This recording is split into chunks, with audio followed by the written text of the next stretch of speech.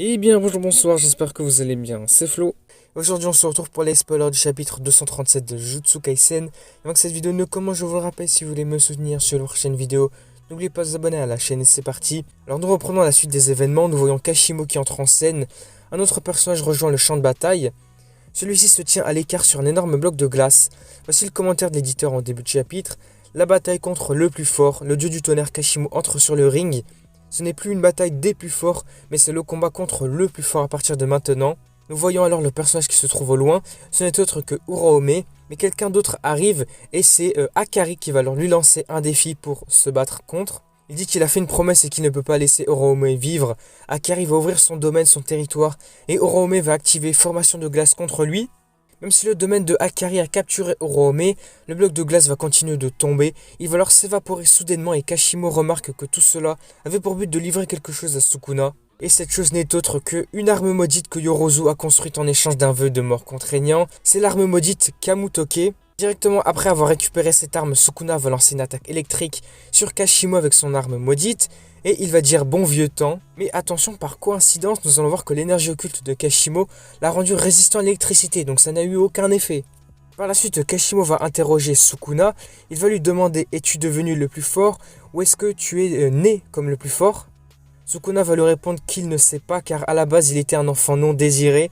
Kashimo va demander comment Sukuna interagit avec les autres sans connaître la faiblesse ou comment a-t-il montré de l'affection et de la miséricorde. Kashimo va répondre qu'il ne pouvait pas le faire. Il considérait tous les autres humains comme des saletés. Kashimo va demander alors à Sukuna de lui apprendre si la force est d'être seul et de trouver un endroit où montrer ses pouvoirs.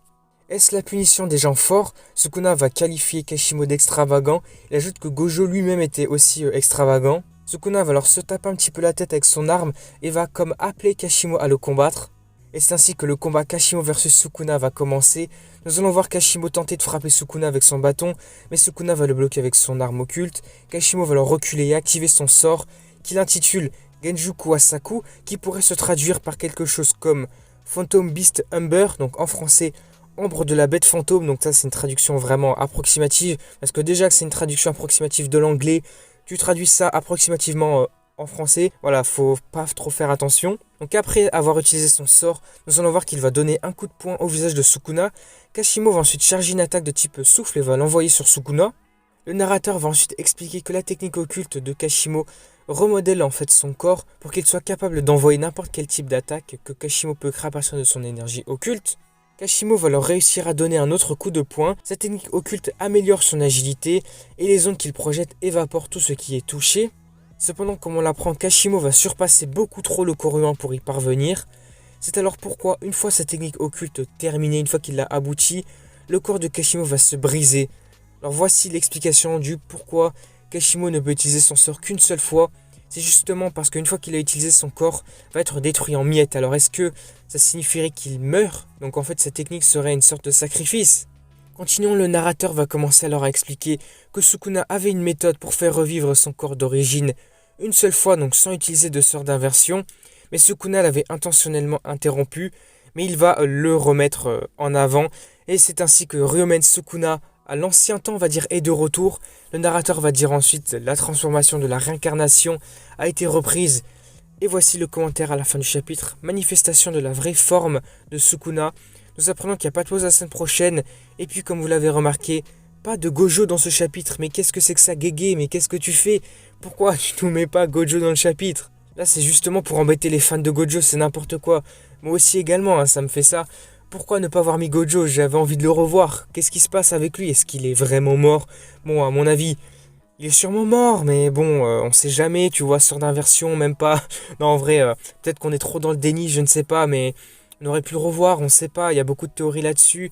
On verra ça au prochain chapitre, je pense, ou peut-être pas. Peut-être qu'il va nous mettre ça dans 2, 3, 4, 5 chapitres, je ne sais pas. Ou peut-être qu'on ne le reverra même pas, qui sait.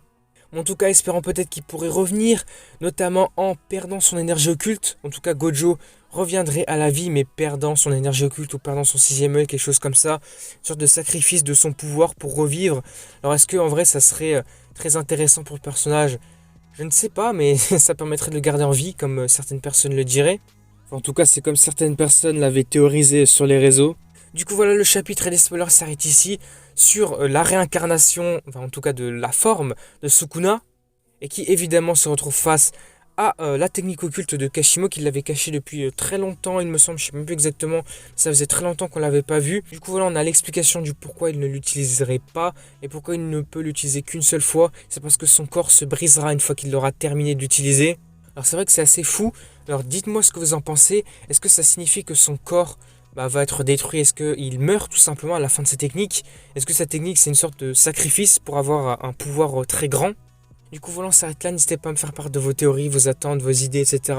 N'hésitez pas à me faire part aussi de vos théories, vos avis sur Gojo. Qu'est-ce qui pourrait se passer? Est-ce qu'il pourrait revenir ou pas? Est-ce qu'il est mort? Du coup, voilà, on s'arrête là. Si la vidéo vous a plu, n'hésitez pas à liker, à commenter, à partager. Et surtout, n'oubliez pas de vous abonner à la chaîne pour me soutenir sur la prochaine vidéo. Et puis, on se dit à la semaine prochaine, puisqu'il n'y a pas de pause pour le prochain chapitre, le 238. Et du coup, moi, je vous dis à la prochaine.